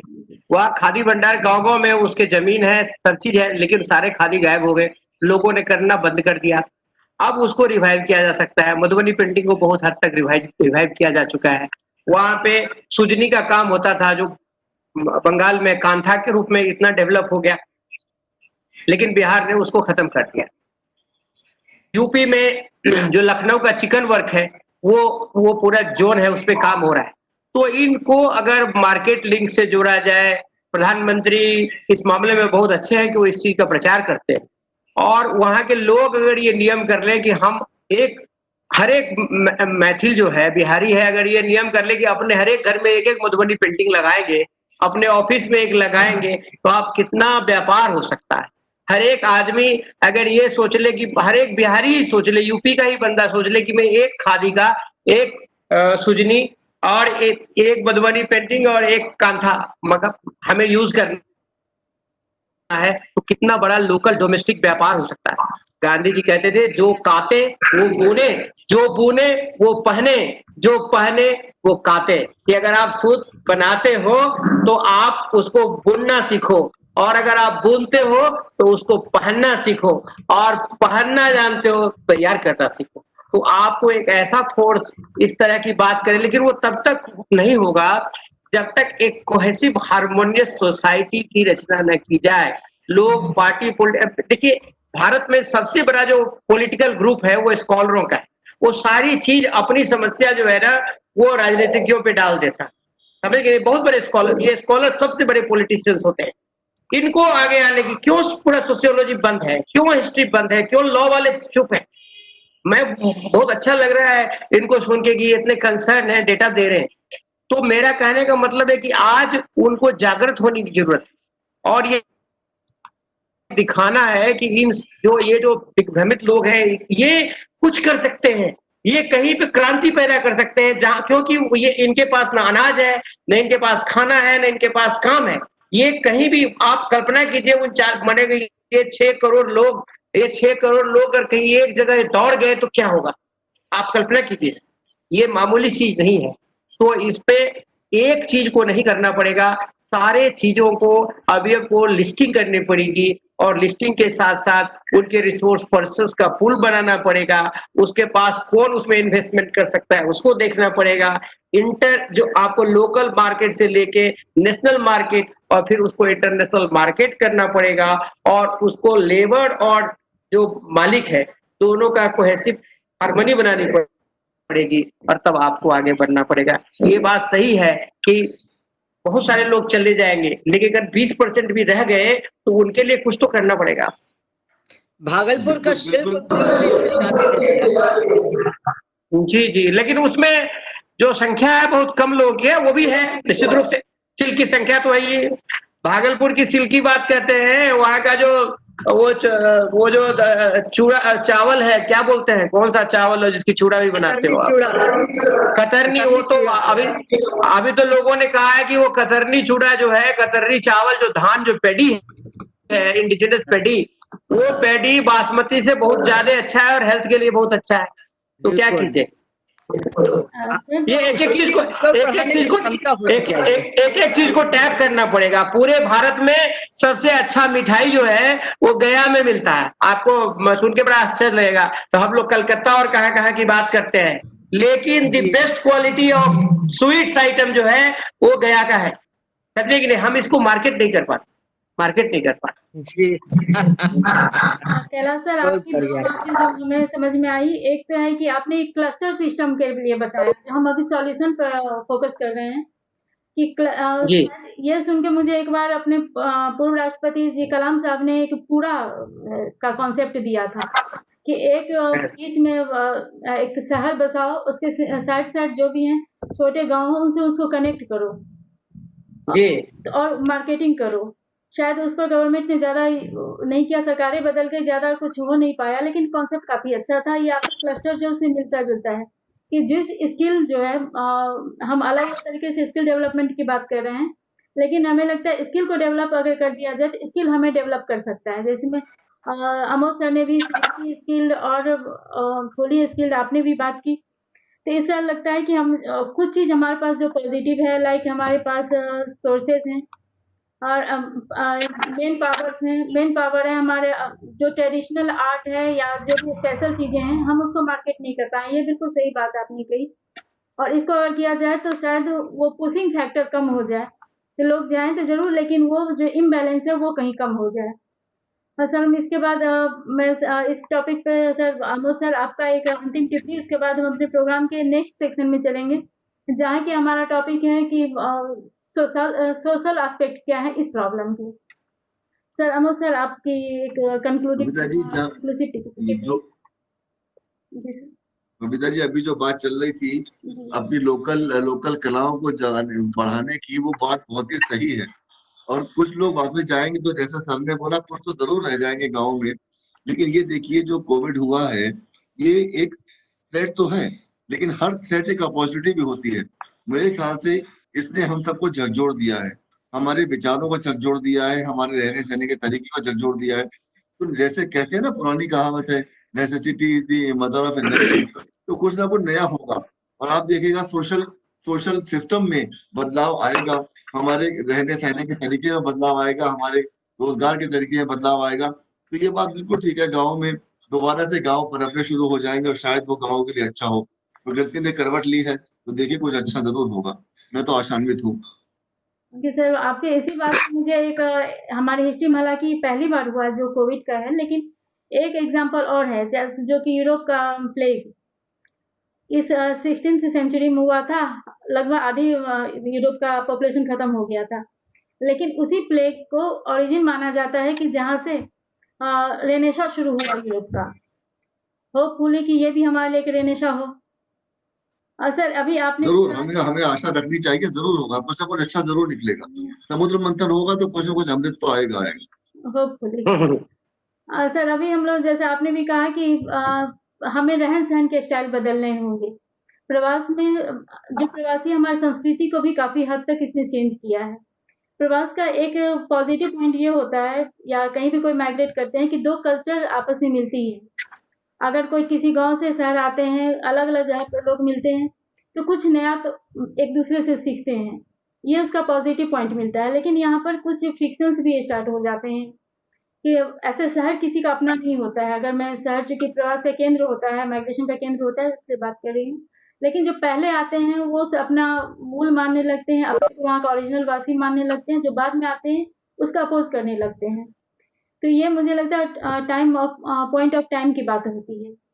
तो यहाँ पर सामाजिक एस्पेक्ट जो है माइग्रेशन का 3-4 लेवल पे होता है, कि अगर हम गांव से छोड़ के या कम विकसित राज्य छोड़ के अधिक विकसित राज्य या शहर में आते हैं, तो वहाँ पर जो रहने वाले होते हैं, कुछ दिन के बाद, वहीं एक जनरेशन के बाद शायद उनका गांव से अपना संपर्क टूट जाता है। और उनके जो बच्चे हैं, जैसे हमारी जो एक पीढ़ी पहले आ गए हैं, वो बच्चे यहीं पले बढ़े हैं, यहीं पैदा हुए हैं, तो उन्हें अपने कल्चर का से उतना अटैचमेंट भी नहीं होगा। एक जनरेशन की प्रॉब्लम है, जैसा कि कला सर ने भी एक बार कहा था, नेक्स्ट जनरेशन में ये प्रॉब्लम खत्म हो जाएगी। तो एक ये एस्पेक्ट है। सेकेंड एस्पेक्ट ये है मेरा, कि जब बहुत सारे ऐसे गांव हैं, शायद बिहार यूपी के गांव हैं, कई मोहल्ले खाली हैं, केवल वहाँ बुजुर्ग रह गए हैं। क्योंकि बुजुर्गों को हम लोग का स्पेशल काम है, हमारा NGO उसी पर फोकस करता है। या कहीं लेडीज हैं, बच्चे हैं, तो जो वर्क फोर्स कहते हैं या यंग जनरेशन, वहाँ बिल्कुल नहीं है। एक तरह से गांव में आपको मैं कह सकती हूँ एक बड़ा वृद्धाश्रम बन गया है, ओल्ड एज होम ही है सारे गांव। कुछ से जगह ऐसे भी हैं। इसको मैं आने वाले फ्यूचर के लिए सामाजिक रूप से एक प्रॉब्लम मानती हूँ, जिस पर अभी तक ध्यान नहीं दिया गया, लेकिन देना चाहिए। मैं इस पर कैलाश सर आपका विचार जानना चाहूँगी, क्योंकि आपका मानव शास्त्र और मानवाधिकार पर आपका है विशेष पकड़। आप बताएं इस सामाजिक समस्या को आप कैसे देखते हैं? देखिए, ये माइग्रेशन जो है ना, अपने आप में बहुत ही डिफिकल्ट विषय है। और जो माइग्रेशन का जो वर्ल्ड ओवर का जो पैटर्न है, कुछ आप ऐसे देखिए। आप कल्पना कीजिए 1947 से पहले का भारत, और जब भारत का डिवीजन हो गया तो जो पाकिस्तान से शरणार्थी आ गए दिल्ली, है ना। अब वो एक ऐसा माइग्रेशन है, एक इतना बड़ा स्कार है उनके जीवन में। मनमोहन सिंह भारत के प्रधानमंत्री तो हो गए, लेकिन जिस गांव में पाकिस्तान के जिस गांव में उनका जन्म हुआ, उस गांव में वो नहीं जा सकते, क्योंकि now it is in Pakistan, है ना। गुरु नानक का जो नानकाना साहब था, जहां जन्म हुआ था, वो पाकिस्तान में चला गया। उनकी बहन की उन्होंने जहां शादी की थी, वो पाकिस्तान में चला गया। और जो यहाँ के लोग पाकिस्तान चले गए, वो यहाँ नहीं आ सकते। वो एक माइग्रेशन लेवल है। दूसरा माइग्रेशन लेवल है, कोई डेवलपमेंट होता है, डैम बनता है या कोई कोलियरी बन गया तो पूरे कारखाने मैंने उसको निकाल दिए, लोगों को डिस्प्लेस कर दिया कि तुम चले जाओ। वो पूरे परमानेंट स्कार हो जाता है कि वो उस धरती से जहां वो जन्म लिया था, जहां सांस लिया था, जहां उसके देवता है, कुल देवता है, वहां से जड़ से वो अलग हो गया। लेकिन ये जो माइग्रेशन है पूर्वांचलियों का, और अगर महाराष्ट्र की भाषा में बोले उत्तर भारतीयों का, या इधर की भाषा में बोले तो ईस्टर्न का, तो ये जो पूरा शिष्ट है, यह शिष्ट जो माइग्रेशन का ट्रेंड है, वह ट्रेंड है इसलिए कि उसको जॉब चाहिए। और बहुत सारे लोग तो ऐसे हैं जो सीजनल माइग्रेंट्स हैं, 3 महीने के लिए आते हैं और फिर वो वापस चले जाते हैं, समझे कि नहीं। और उसमें आपका पुश-पुल फैक्टर काम करता है। जो पहले लोग आते हैं उनको यहाँ सही मिलता है, पैसा मिलता है, अच्छे कपड़े पहन के जाता है, वहां वाला पूछता है कैसे हुआ, तुम भी चलो, तो उसको पुल करके ले आता है। अब क्या होता है कि जहां पे आपने ये बांट दिया महाराष्ट्र जैसे जगह पे कि भाई ये उत्तर के लोग हैं, इनको मारो, ये करो, वो करो, शोषण करते हैं, तो वो उस तरह बट रहे हैं, लेकिन वहां भी वो यूनियनाइज्ड हो रहे हैं। और दिल्ली जैसे लोगों में उनको शुरू में यहाँ भी अपमान किया गया है, यहाँ भी उनको बिहारी कहा गया, चाहे पूरे ईस्टर्न वाले को, जिसको पूर्वोत्तर कहते हैं, पूर्व कहते हैं, पूर्विया कहते हैं। लेकिन बाद में उनकी जनसंख्या इतनी हो गई कि ये पॉलिटिकल कंपल्सन हो गया। पॉलिटिकल कंपल्सन जब हो गया तो उनको लगा कि हम अपनी संस्कृति को याद करें, तो फिर यहाँ पर वो छठ मनाने लगे। वो वोट बैंक हो गए। सरकार ने घोषणा कर दिया कि भाई शाम के दिन जो मॉर्निंग का अर्घ होगा उस दिन दिल्ली बंद रहेगी, है कि नहीं। उसके बाद सरकार ने कहा कि मैथिली भोजपुरी एकेडमी कर दो, तो उनको वो अपना कल्चर उनको याद आने लगा। और आपको बिहार यूपी में छठ के समय उतना सामान नहीं मिलेगा जहां दिल्ली में मिल जाएगा। और दिल्ली में इस तरह से पूरा जमुना जो है वो लगता है गंगा का घाट बन गया, वो पूरा जमुना आपका मिथिला या मगध बन जाता है। तो एक बेनिफिट भी है। और ये लोगों की एक निगेटिविटी भी है। एक तो है कि उनको दिल्ली में रहते हैं लेकिन उनका गांव दिल्ली नहीं है, बेशक घर बना लिया है। उसको जब कहा जाता है आप कहाँ के हो, तो तुरंत उसको अपना गांव याद आता है, अपनी माँ याद आती है, अपना भूमि याद आता है। जो डिवास्टेशन के कारण माइग्रेशन हुए उनका गांव याद नहीं आता है, उनके सपनों में रहता है, क्योंकि वो जा नहीं सकते, हम जा सकते है ना। अब है कि उनको आपको चैनलाइज करना है। ये कोविड ने सबसे बड़ा अपॉर्चुनिटी ये दिया कि हमने मजदूरों को भी सिखा दिया कि जहां तहां मत थूको। हमने ये बताया दिया कि दूरी करो, हमने ये बताया साबुन लगाओ, हमने ये बताया कि रोज नहाओ, हमने ये बताया कि सब्जी को पहले धो लो, एकाएक मत ले जाओ, ठीक है कि नहीं। किसी के सामने मत छीको, छीकना है तो ऐसे करके छीको। ये सारी चीजें हमने सीखी है, जो it has given you an opportunity to understand the basics of health, hygiene and cleanliness, है ना। तो ये तो एक बहुत बड़ा चीज ये हुआ है। और उनमें ये भी हुआ है कि जब ये यहाँ आ गए हैं तो अपनी कल्चर को, क्योंकि जब आप दूर से रहते हो तो कल्चर को ज्यादा याद आता है। इसलिए भारत में जो फिल्में बनी सब में गांव याद आया है। नजरों में तेरी मैं बूढ़ा सही, आदमी बूढ़ा नहीं मैं मन का, या मैं गांव का हूँ, मैं हूँ गांव का गवार, मुझे सबसे है प्यार, हम तो हैं परदेश में, देश में निकला होगा चांद।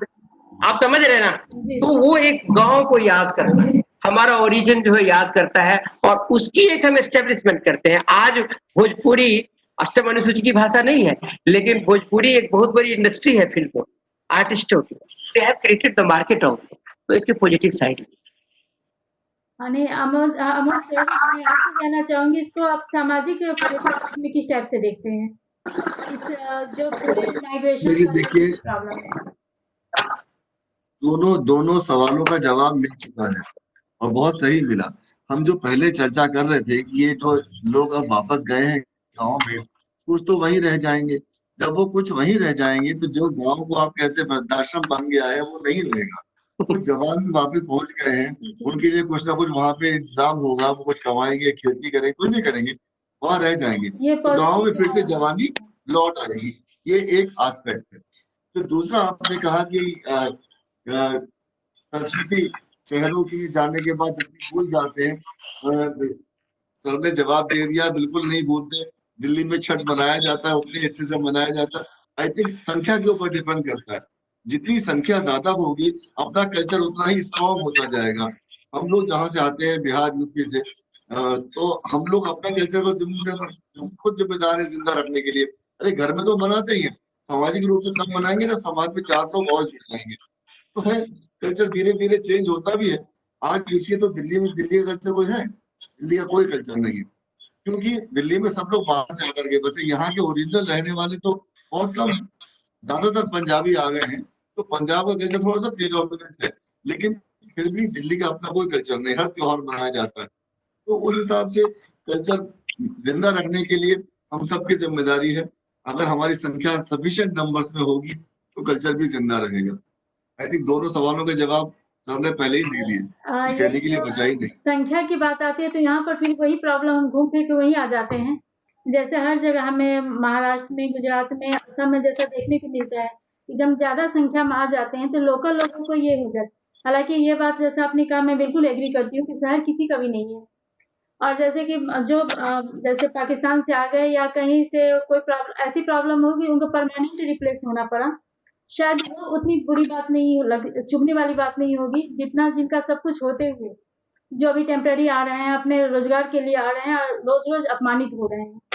वहां से आने वाले जैसे जो लोग थोड़े पढ़े लिखे हैं, ठीक ठाक पोस्ट पे हैं, उनका तो उतना अपमान नहीं होता, लेकिन जो अभी जिनको मजदूर कहते हैं या असंगठित क्षेत्र में हैं, छोटे कम अर्निंग वाले हैं, उनको रोज रोज का अपमान सहना पड़ता है। और सेकंड थिंग ये भी है कि जो लोकल लोग हैं या जो पहले से आ गए हैं उसको अपने लिए खतरा मानते हैं। उन्हें लगता है कि अगर बाहरी लोग ज्यादा हो जाएंगे, यही जो भूमिपुत्र आंदोलन जिससे हमने बात शुरू की उसका यही थीम था, अगर हम संख्या में कम रहेंगे, बाहर से आने वाले ज्यादा हो जाएंगे तो हमारी कल्चर, हमारे जो रोजगार के लिए अपॉर्चुनिटी है वो कम हो जाएगा। आखिर बाहर वाले को जो लोकल लोग जो दुश्मनी कर रहे हैं, कंपटीशन कर रहे हैं, उसका एक रीजन ये भी है। तो क्या अगर हम ज्यादा संख्या में होने का एक निगेटिव ये भी हो रहा है आस्पेक्ट, तो इस पर आप कैसे इसको क्या सॉल्यूशन देखते हैं इसका? जी, खाली महाराष्ट्र एक ऐसा राज्य है जहां पर पूर्वोत्तर के लोगों को या पूर्वीय लोगों को पूर्विया बिहारी बोल करके मारा पीटा गया, वो भी सब नहीं मारते हैं। एक पर्टिकुलर पॉलिटिकल पार्टी है जो इस चीज में ज्यादा लिप्त है और जो करती है। बाकी मुझे नहीं लगता कि किसी भी राज्य में भारत के किसी और राज्य के लोगों के साथ भेदभाव होता हो, मैंने तो कहीं देखा नहीं। अगर किसी और, लेकिन ये तो पॉलिटिकल रीजन हुआ ना, ये सोशल रीजन नहीं है, ये पॉलिटिकल रीजन है। आज एमएनएस, सॉरी नाम नहीं लेना चाहिए, लेकिन अब लोगों को उस पॉलिटिकल पार्टी को लगता है कि ये, लेकिन वोट तो फिर भी उनको चाहिए वहां पर, उनको सिर्फ ये जताते रहते हैं तो बाहर क्यों, उसके पीछे पॉलिटिकल रीजन है। संख्या ज्यादा होगी तो स्ट्रॉन्ग ही बनेंगे, मेरे ख्याल से वीकनेस वाली तो कोई बात है। कैलाश सर, आप इसको कैसे देखते हैं? सर मैं फिर सर से 99% एग्री करता हूँ, 1% डिसएग्री कर लेता हूँ, क्योंकि स्कॉलरशिप में डिसएग्रीमेंट का स्कोप होता है। हमें आसाम से मार के भगाया गया था, बुरी तरह से मारा गया था, हमें मारा गया, हमें काटा गया, हमें दुत्कारा गया, our women were raped, we were brutally bruised and we were compelled to leave that place। ठीक है कि नहीं? और महाराष्ट्र में जो एक साइकोसिस है, मैं तो एंथ्रोपोलॉजी का आदमी हूँ, पूरे महाराष्ट्र में काम करता हूँ, पूरे देश में काम करता हूँ, वहां पर ये जनरल साइकोसिस है कि हम बाहर के लोगों को नहीं रहने। मैंने देखा है कि वहां 200 साल से राजस्थान के लोग रह रहे हैं और उनको उन्होंने आधार कार्ड तक नहीं बनाने दिया है, because they are not from that land. Aurangabad में मैंने ये उदाहरण देखा है। तो ऐसा नहीं है। दूसरी बात है कि एक जो इन्होंने, ये तो ये डिसएग्रीमेंट है। एग्रीमेंट ये है कि सेंस ऑफ एसिमिलेशन होता है कि हमारे यहाँ, मैं जब दिल्ली यूनिवर्सिटी आया था पढ़ने के लिए, तो उस समय तक मैंने पनीर नहीं खाया था। मैं पहली बार पनीर देखा, राजमा भी पहली बार खाया, है ना। और यहाँ के लोग चावल खाना नहीं जानते थे, मैं रोटी खाना नहीं जानता था। मेरे तो 24 घंटा में 2 बार चावल, एक टाइम रोटी खाता था। लेकिन मैंने पंजाबियों को चावल खिलाना सिखा दिया, उन्होंने मुझे रोटी खिलाना सिखा दिया। अब हमारे गांव के भी भोज में पनीर एक एसेंशियल आइटम हो गया है। हमने भी छोले भटूरे खाने सीख लिए, हमने उनको चूड़ा दही खाना सिखा दिया, हमने उनको वो लिट्टी खाना सिखा दिया। मैं दिल्ली यूनिवर्सिटी के हॉस्टल में सेक्रेटरी था, तो मैंने सप्ताह में एक दिन के मेनू में ब्रेकफास्ट में चूड़ा दही, चीनी और जलेबी का रखा हुआ था, एंड दे एप्रिशिएटेड इट। तो एक कल्चर ऑफ एसिमिलेशन होता है, और दिल्ली का कल्चर तो मिक्स कल्चर है। आपने एक बहुत बढ़िया प्रश्न उठाया जिस पर मुझे एड्रेस करना चाहिए। आपने ये कहा early migrants, very ancient migrants and the most recent migrants, ठीक है ना? यही आपका कहना कि जो अर्ली माइग्रेंट्स हैं उनको लगता है कि ये तो हम भूमि पुत्र हो गए, हमारी हो गई धरती है, पृथ्वी पुत्रो हम पृथिव्याम, है ना, कि हम पुत्र हैं और पृथ्वी हमारी माँ है। अरे भाई, भारत में किसी भी का ले आओ, मैं तो एंथ्रोपोलॉजी का आदमी हूँ, आप अपना बायोडेटा दीजिए, 5वां पुस्तक आते आते पता चलेगा कि आपके जो 5वें एंसेस्टर में जो 5वें जो थे बीज पुरुष, वो उस गांव के थे ही नहीं, ठीक है कि नहीं? मिथिला में कैलाश मिश्रा जैसा काला ब्राह्मण कैसे होगा? ये तो द्रविड़ का कुछ मिश्रण रहा होगा। मेरी बात समझ रहे ना? तो कहने का मतलब है कि भारत की विशेषता ये रही है कि कोई भी आदमी यहाँ का ओरिजिनल नहीं है, देश का ओरिजिनल है, लेकिन इंटरनल माइग्रेशन इस देश में बहुत होता रहा है, बहुत होता रहा है, समझे कि नहीं? मंदसौर, महाराष्ट्र मध्य प्रदेश में एक जगह है मंदसौर, वो बिजनेस का बहुत बड़ा सेंटर हुआ करता था। सौर का मतलब होता है सूरज, उसका व्यापार में उसकी बहुत कमी हो गई, मंदा हो गया, उसका नाम हो गया मंदसौर, और वहां से बहुत सारे लोग दूसरे जगह माइग्रेशन कर गए, भटक गए, फिर लोग वापस आए, फिर मंदसौर एस्टेब्लिश हो गया। तो इतने हमारे बहुत सारे एग्जाम्पल्स हैं।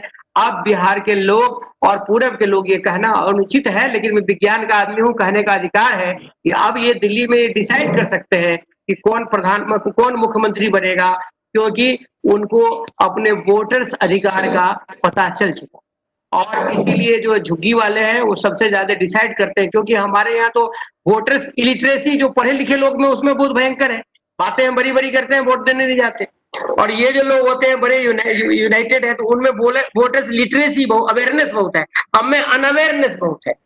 तो वो अब वो समझ रहे हैं, अब वो जमाना चला गया कि उनको उनसे डर लगता है, वो मिलके अगर उनको कोई कहता है, उनको कोई डराता है, तो वो वार भी करते हैं, लड़ाई भी करते हैं, यूनियनाइज भी होते हैं, और ये कोई बुरी बात नहीं है, एग्जिस्टेंस के लिए करते हैं।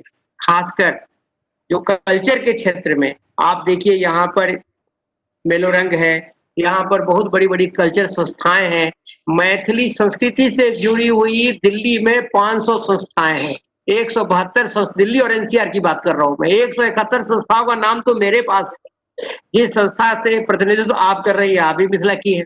तो मेरा कहने का मतलब है कि लोगों में अपने प्रति अवेयरनेस हुआ है, उनकी समस्या को सुनी जा रही है, और वो इसका हिस्सा होते जा रहे हैं। और दिल्ली की संस्कृति का जो ख्याल था कि आगे वाले को ये नहीं पता था कि पीछे वाला कौन है, अब दिल्ली अवेयरनेस की संस्कृति है। दिल्ली में अगर किसी को रास्ता पहले पूछा जाता था, आज से 20 साल पहले, तो बताता नहीं था। आज आपको जो पूरब का आदमी है वो आपको विस्तार से बताएगा, पीछे वाली गली से दाएं मुड़ जाएगा, फिर बाएं मुड़ जाएगा, फिर सीधे चले जाएगा, 10 कदम के बाद घर मिल जाएगा। इस तरह के कहने वाले एक नहीं अनेकों मिल जाएंगे। तो यह जो कल्चरल एजिमुलेशन हुआ है, अब एक दूसरे लोगों से शादी विवाह का भी रिश्ता बन रहा है, तो एक बहुत अच्छी व्यवस्था बन रही है, और हम लोग पॉजिटिविज्म के आदमी हैं, हम सोचते हैं अच्छा ही होगा। कह रही हो कि जो लोग प्रवासी मजदूर लोग चले गए, उनके लिए वहीं पे गांव में ही छोटे छोटे प्रशिक्षण दे करके उन लोगों के लिए रोजगार अगर की नई योजना शुरू कर दी जाए, और लोग वहां पर ट्रेनिंग ले लें, वहीं पे रोजगार करने लगे, तो ये बार बार का इनको दूर पैसे कमाने के लिए नहीं आना पड़े। ऐसा उनको अपना एक परमानेंट गांव भी हो जाएगा और रोजगार भी हो जाएगा। ऐसा क्या हो सकता है?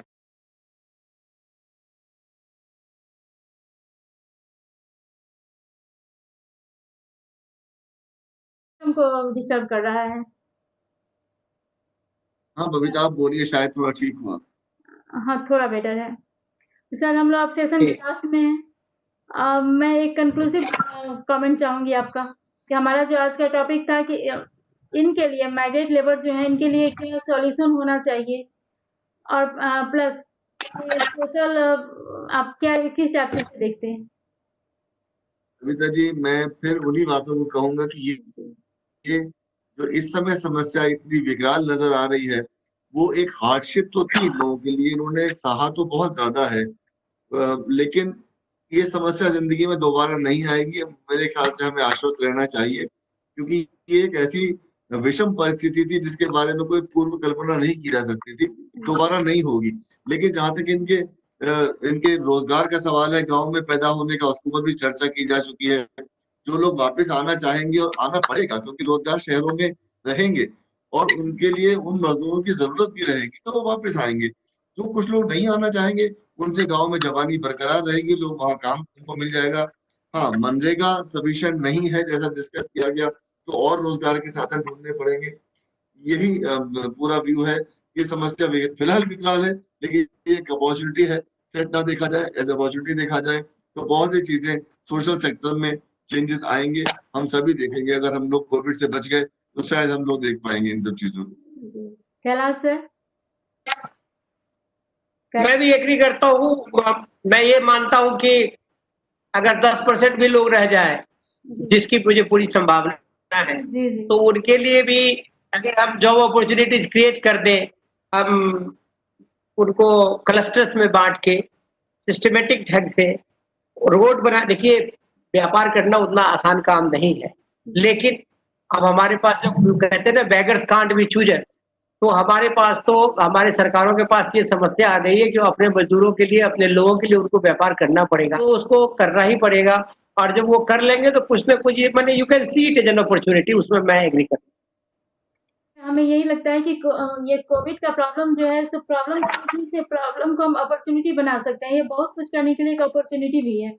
ऐसे किसी भी वायरस का एक नॉर्मल नेचर होता है कि अगर एक बार हो जाए तो बॉडी को प्रतिरोधी बना देता है, इसलिए एंटीवायरस बनता है इसी कॉन्सेप्ट पे। तो शायद कोरोना का भी अभी तो एंटीवायरस नहीं बना है, लेकिन जैसा सर बार बार कह रहे हैं कि ऐसा फिर नहीं आएगा, होपफुली यही हो। लेकिन सही में हमें इस संकट ने, बड़े बड़े संकट को संभालने के लिए क्षमता दिया, उसको सोचने का हम एक नए तरह से सोच रहे हैं। तो हमारे जितने जो भी वक्ता हैं इस पर बहुत ही पॉजिटिव हैं, और कंक्लूजन यही निकला है से कि हमें दोनों लेवल पे काम करना होगा, जहाँ ये प्रवासी आ रहे हैं और जहाँ से आ रहे हैं। जहाँ से आ रहे हैं वहाँ पर डेवलपमेंट के अलग अलग मॉडल अपनाने होंगे जो कि डिसेंट्रलाइज हो, और जहाँ आ रहे हैं वहाँ उनको प्रॉपर मुहैया कराना होगा। सब कुछ जो भी एमिनिटीज हैं वो देना होगा, उनको जॉब सेफ्टी और सोशल सिक्योरिटी देनी होगी। सर, आप लोगों का बहुत बहुत थैंक यू। आप दोनों हमारे वक्त हैं, और जो भी हमसे ऑनलाइन जुड़े हुए हैं सभी का बहुत बहुत धन्यवाद। नमस्कार sir. Thank you for giving me an opportunity to express my view. Thank you, God bless you, and thank you sir, I learned so much from you. Thank you everybody.